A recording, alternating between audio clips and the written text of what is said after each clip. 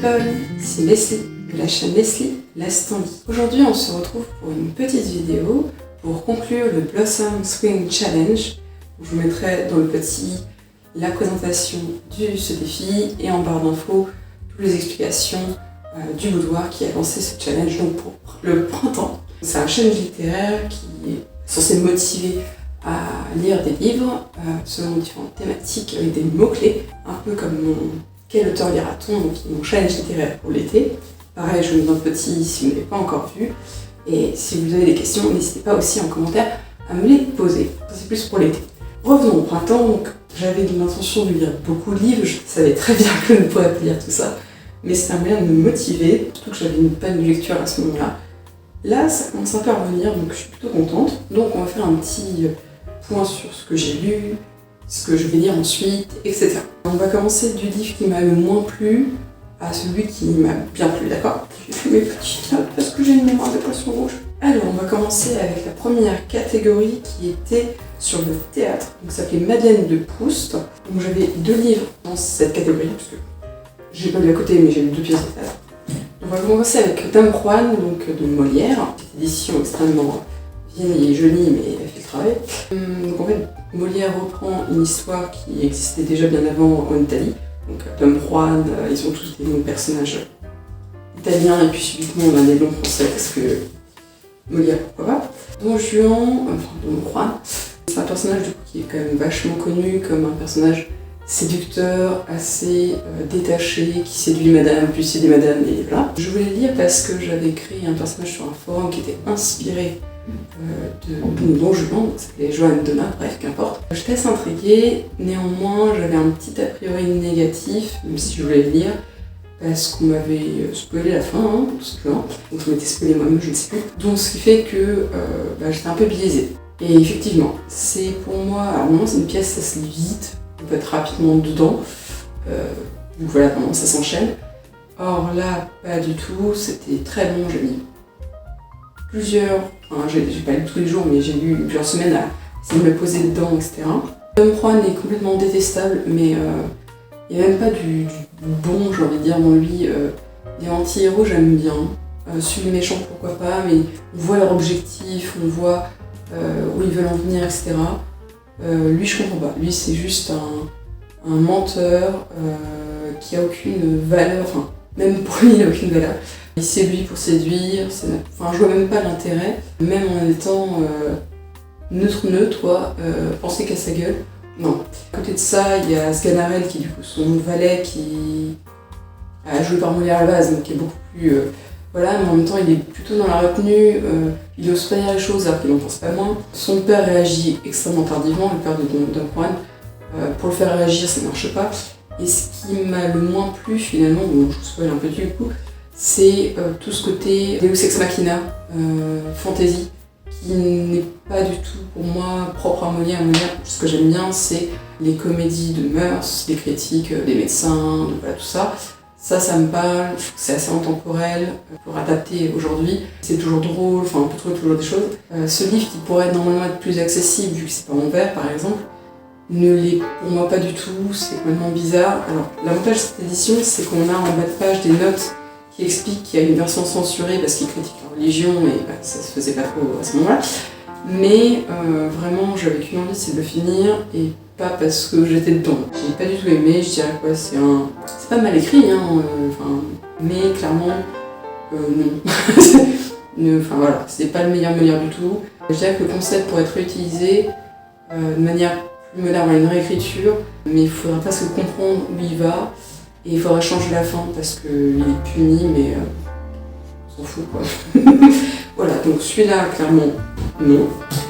Et face à ça, nous avons donc Maison de poupée, donc je vais pas lui dire revenant, Maison de poupée de Henrik Ibsen, qui lui m'a beaucoup plu. Donc c'est dans la même catégorie théâtre, Madeleine de Proust. Pareil, une édition avec un liseré. On fait plus ça aujourd'hui.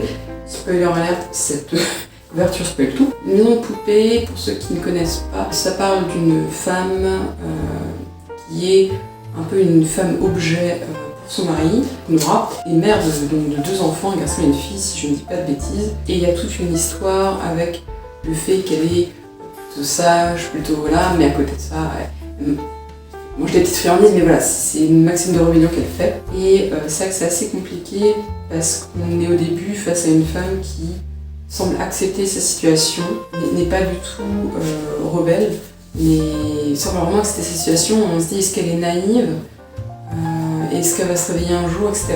Et Elmer, du coup, son mari qui est avocat, qui a vraiment beaucoup d'ambition, il a un côté très possessif avec elle, très malsain. Nous, en tant que lecteur, spectateur, si on va en pièce, on remarque ça, on remarque que c'est bizarre, on remarque que c'est pas de l'amour, c'est Elmer a de la possession envers sa femme, et elle a une sorte d'admiration et en même temps elle l'accepte, enfin, elle semble accepter vraiment cette situation, elle veut qu'il soit bien placé, elle veut tout ça.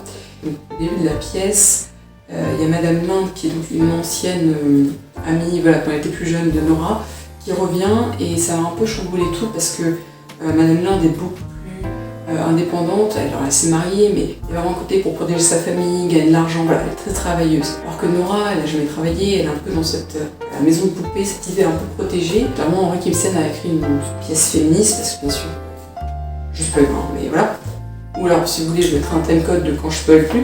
On se dit, on espère que Nora va se réveiller, que Nora va réagir, qu'elle va se rendre compte que c'est pas bien pour elle. Et ça arrive assez tardivement, donc j'ai eu un peu peur, je me suis dit, mais est-ce qu'elle va finir par se réveiller, est-ce qu'elle va finir par se rebeller, qu'est-ce qui va la faire réagir finalement? Et il y a toute une fin où en fait on se rend compte qu'elle est pas dans une acceptation naïve, mais dans une acceptation un peu d'espoir, de se dire mais quand est-ce que mon mari va réagir, quand est-ce que voilà, il va se passer quelque chose, quand est-ce que l'amour va finalement éclore, parce qu'on se rend compte que finalement elle n'a jamais aimé, qu'elle se persuadait qu'un jour peut-être elle allait enfin devenir une femme qui existe en tant que femme, un amour sincère quoi. Tout ce rapport par rapport aux enfants, qu'elle se rend compte qu'elle n'est que la poupée de son mari et que ses enfants c'est sa poupée à elle. C'est assez intéressant de voir ce côté-là, de se rendre compte que y a une objectivisation tant de la femme par rapport à l'homme que les enfants par rapport à la mère ou au père, ça marche aussi. C'est assez intéressant cette réflexion. Je vais juste un peu spoiler encore.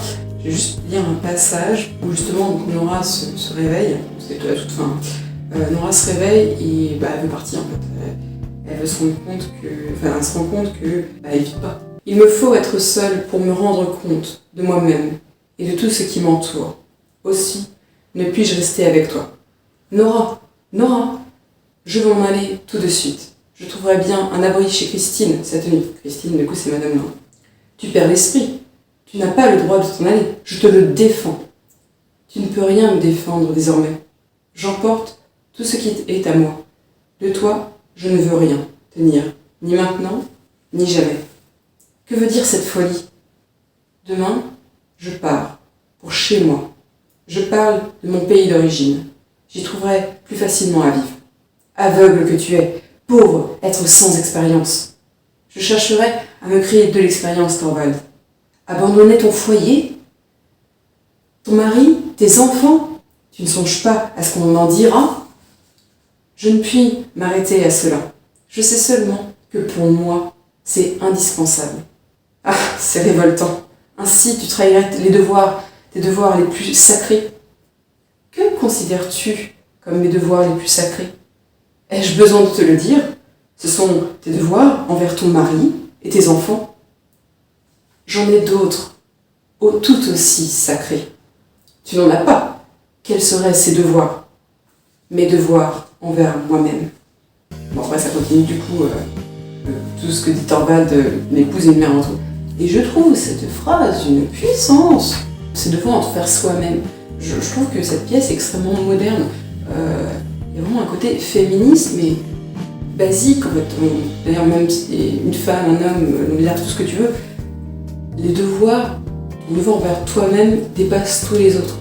Pour moi, c'est finalement la phrase qui répond à tout. Quand tu es dans une situation toxique, que ce soit personnelle, professionnelle, qu'importe, amicale, amoureux, voilà. Dans la vie, il faut penser à soi, c'est pas de l'égoïsme, c'est de la survie. Quand tu es en danger, on parle souvent de danger physique, mais un danger même psychologique, mais barre-toi en fait, pense à toi, pense au devoir envers toi-même. Je trouve que cette pièce, pour ça, voilà, je voulais vous lire au moins ce passage-là parce que je trouve que c'est une vraie claque pour ça. Bon, désolé si je vous ai un peu spoilé du coup, mais je vous conseille de le lire quand même pour voir comment on en arrive là. Donc là, c'était pour Madeleine Proust, donc théâtre. Il y avait une autre catégorie, développement personnel. Et ça, moi, j'ai vraiment voulu partir sur la non-fiction. C'est pas tout à fait un essai, c'est plutôt une biographie. Donc c'était dans la catégorie Adjan Halle. Et c'était Contempler les fleurs, si je ne dis pas de bêtises. Donc j'ai vu la biographie de Félicia Day, qui n'est peut-être pas très connue en France, mais qui en fait est une actrice que vous avez peut-être vue dans Supernatural et d'autres séries comme ça. Elle est surtout connue pour être la vente comme la reine des geeks, c'est pas résumé, mais oui, parce qu'elle a lancé une web-série centrée sur des geeks qui jouent à WoW, World of Warcraft pour les plus néophiles du coin. Donc le titre c'est On n'est jamais bizarre sur internet, ou presque.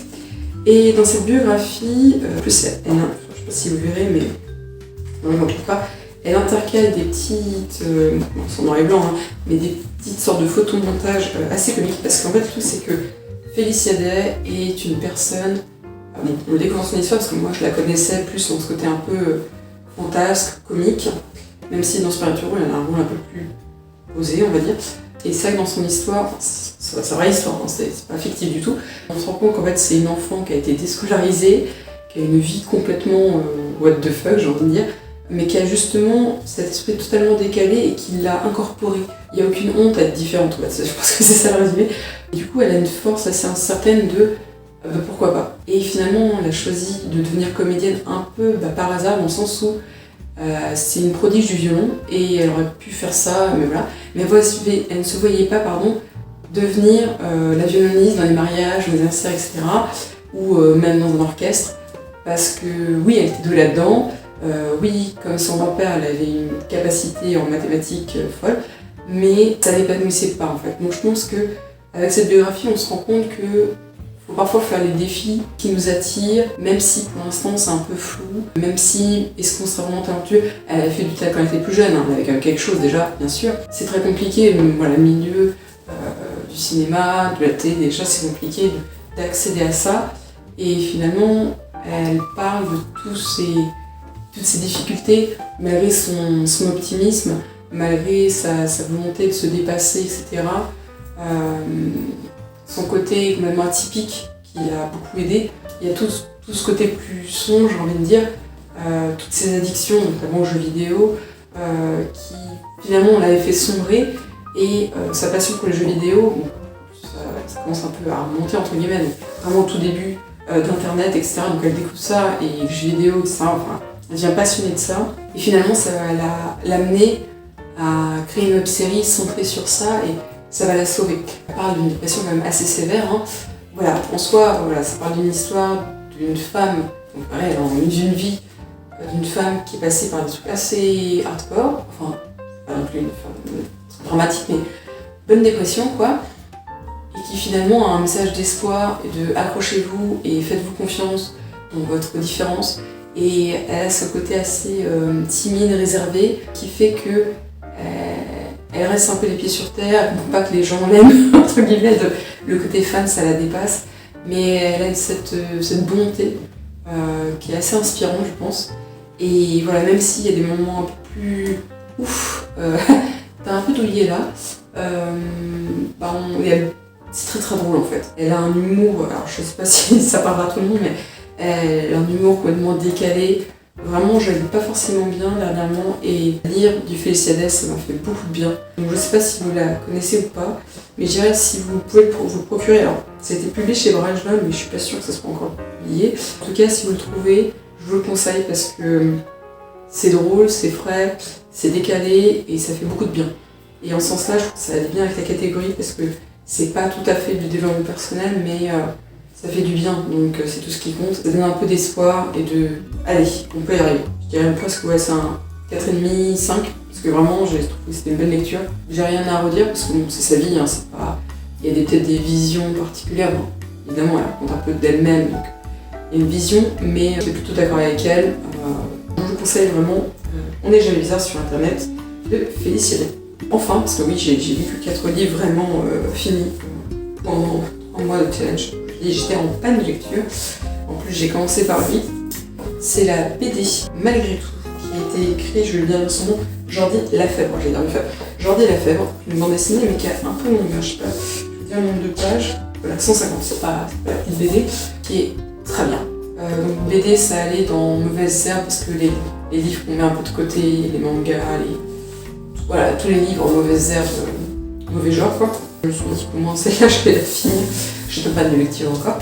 Je dirais que je mettrais un 4,5 parce que d'un point de vue pas moral, mais moi personnellement, j'aurais pas fait ça, entre guillemets. Voilà, c'est juste pourquoi je dirais pas un 5 sur 5, mais sinon c'est clairement un 5 sur 5. C'est joli. J'essaierai peut-être de vous mettre des inserts.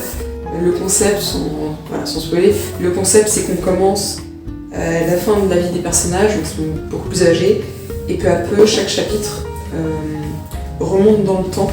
Donc, du coup, on commence, ils sont plus âgés, et chaque chapitre, c'est littéralement les chapitres, chaque chapitre, on remonte dans le temps et on découvre pas peu leur histoire, parce qu'on est à la fin, ils se retrouvent, et on sent qu'ils se sont croisés dans leur vie, mais qu'ils n'ont jamais vraiment été ensemble, et du coup, il y a une sorte de compte à rebours inversé, on remonte dans le temps avec eux, et peu à peu, ce qu'on a découvert avec les indices du présent, se découvre peu à peu avec le passé, et en fait on comprend tout. Quand je l'ai fini, alors je te parle en entier, mais je l'ai refeuilleté pour revoir tous les passages que je vais dire attends c'était ça. Voilà, graphiquement c'est joli, c'est vraiment beau, il y a une patte, mais c'est beau, les couleurs sont belles. On est vraiment dedans, j'ai lu, je sais pas combien de temps, mais je me suis posée, j'ai lu, j'étais vraiment dedans, on a envie de savoir la suite qui finalement est passée. Les personnages sont attachants, sont vrais, ils ont des qualités, des défauts. Vraiment, on les découvre peu à peu, on se rend compte que en revenant dans le passé, ils ont évolué et c'est très fort, très beau. Et même si, voilà, j'ai envie de dire la fin m'a pas déçue. La fin me semble logique. C'est juste que peu à peu, quand j'ai compris l'histoire, je dis genre moi j'aurais peut-être pas fait ça. Mais bon. Voilà, j'ai un caractère peut-être différent des personnages, ce qui est normal. Peut-être que c'est un jugement de ma part, j'en sais rien. Enfin, sûrement. Il n'empêche que j'ai trouvé les personnages attachants, que ce soit graphique ou histoire, l'histoire, je vous le conseille fortement, vous ne regrettez pas. Là, je l'ai pris, mais en fait, je l'ai posé en haut de ma bibliothèque en facing, tellement il m'a marqué derrière moi. C'est un peu mon petit bébé du récent, une petite pépite, j'ai envie de dire. Ça a été publié chez Dargo, je vais pas préciser. Là, je pense que vous pouvez le trouver, il est récent. Je pense que vous passerez un bon moment et peut-être que ça va vous travailler un peu, peut-être, sur certaines choses. Enfin, moi, personnellement, ça a fait ça. Ouais, c'est beau, quoi. Voilà, j'ai lu ça. C'est beau. Vous avez passé un bon moment, je pense. Ça fait très téléachat, mais c'est vrai. Donc voilà, ça, c'est littéralement ce que j'ai réussi à lire en 3 mois. Bon, je crois que j'avais fini un autre bouquin du challenge d'hiver. C'est-à-dire une BD, 2 pièces de théâtre et une biographie courte, elle fait 300 pages mais qui se lit facilement. Donc ça, c'est ce que j'ai réussi à lire. Voilà, c'était un peu compliqué.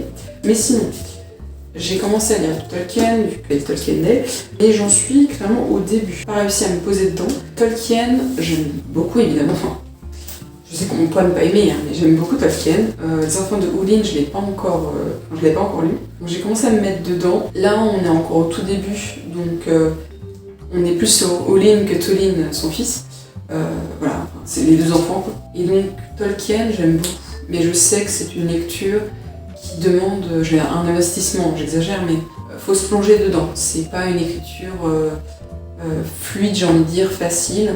C'est bien écrit, et du coup il y a un côté, moi j'appelle ça de la classique fantasy parce qu'il y a un côté voilà, plus lettré. Alors bon, ça doit être traduit, ça doit être son fils Christopher qui a un peu rassemblé le tout.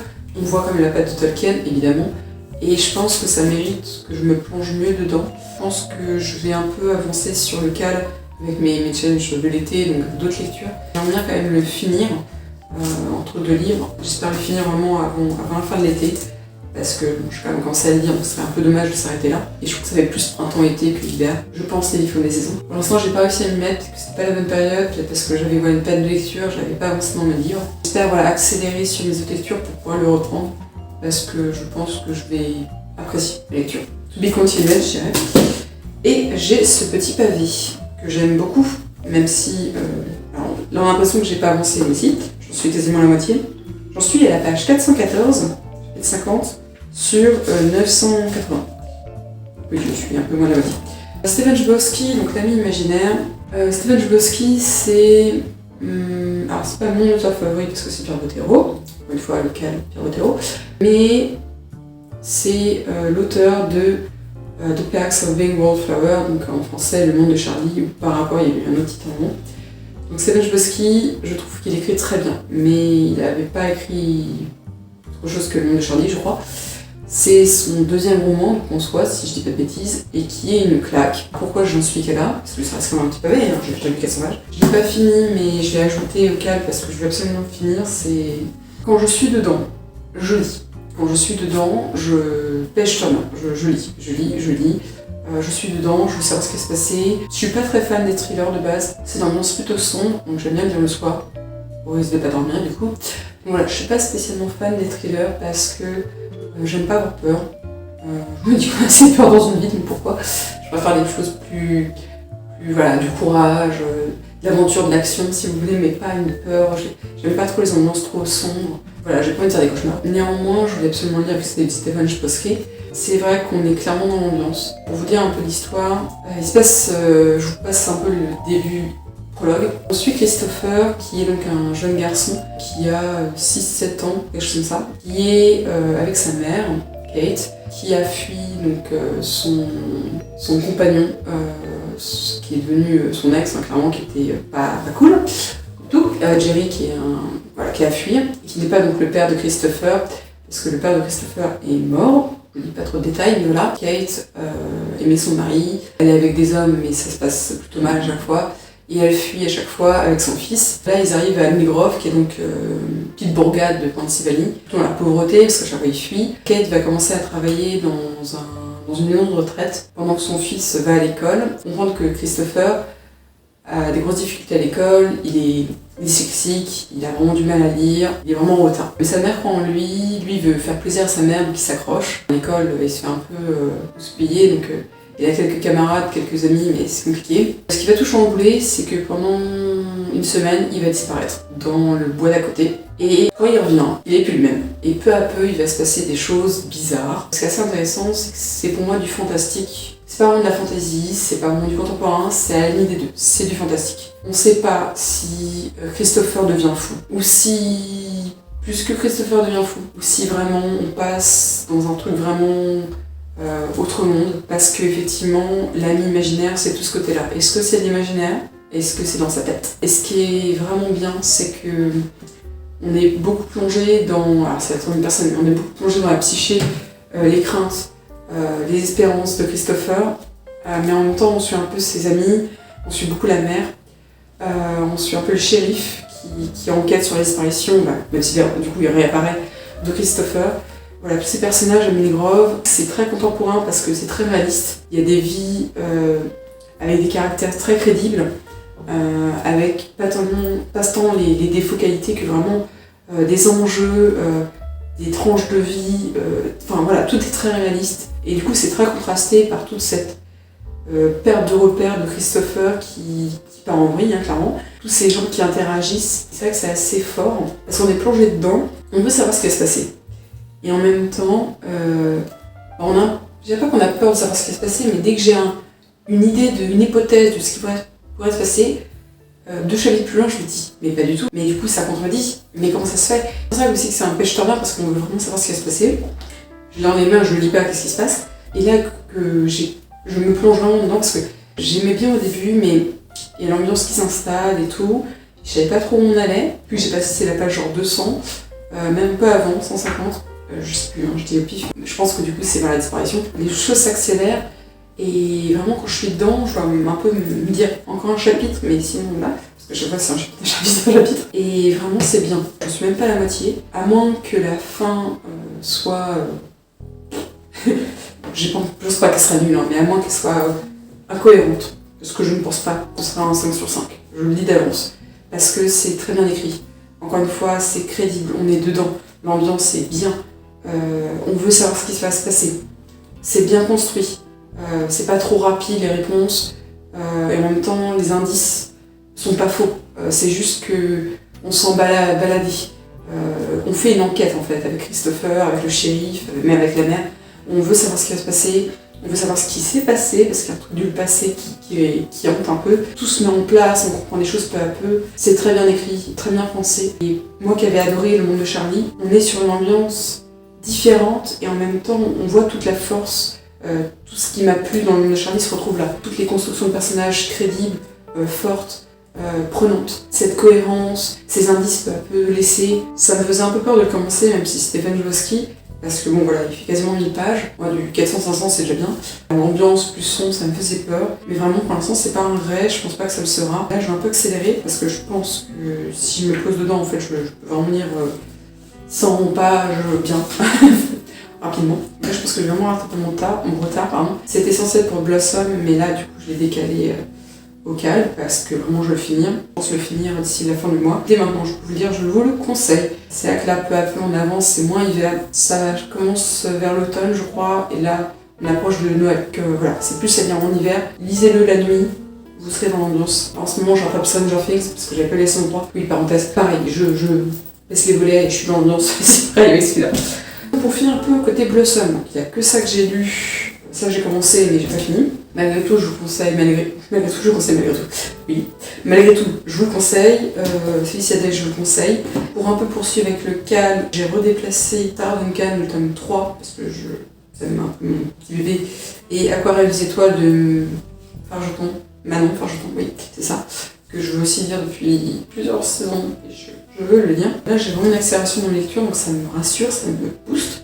Il y a quelques bouquins que du coup j'ai repoussé à plus tard parce que là, je sais pas, c'est pas la même période, c'est pas, voilà, Illuminae, tout ça, le prière de ranger. J'ai vraiment envie de les lire, mais justement, je pense que c'est pas le moment pour un film comme ça. Donc j'ai d'autres lectures en prévu, j'aimerais bien finir celui-là. Les enfants de Hunin, je pense que c'est hors calme, mais j'aimerais bien finir de le lire. Et je voulais finir par une BD que j'ai lue, mais hors du challenge. J'en profite pour vous en parler parce que c'est une très bonne lecture. Donc c'est une bande dessinée qui s'appelle Blanc autour, 5 sur 5. Je l'ai posée à mon bureau, il y avait mon compagnon à côté de moi, j'étais dedans, j'ai fini. Bon bah, okay. Donc je l'ai plus, je l'avais emprunté à la médiathèque et je l'ai rendu quasiment le lendemain.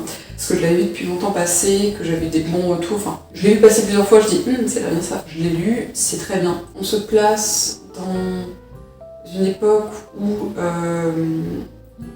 l'esclavage n'est plus, mais le racisme est très prégnant. Il y a une institutrice blanche qui accueille une jeune fille noire dans sa classe qui est majoritairement avec des jeunes filles blanches. Comme elle est très engagée, elle est très engagée, elle comprend pas pourquoi les jeunes filles noires ne peuvent pas avoir d'éducation, une bonne éducation, parce qu'elles sont noires. Et donc du coup, elle va ouvrir une école seulement dédiée aux jeunes filles noires, parce qu'elle se dit très bien que les jeunes filles blanches vont trouver une autre école, et que c'est pas normal que des jeunes filles noires n'aient pas une éducation comme n'importe quelle jeune fille.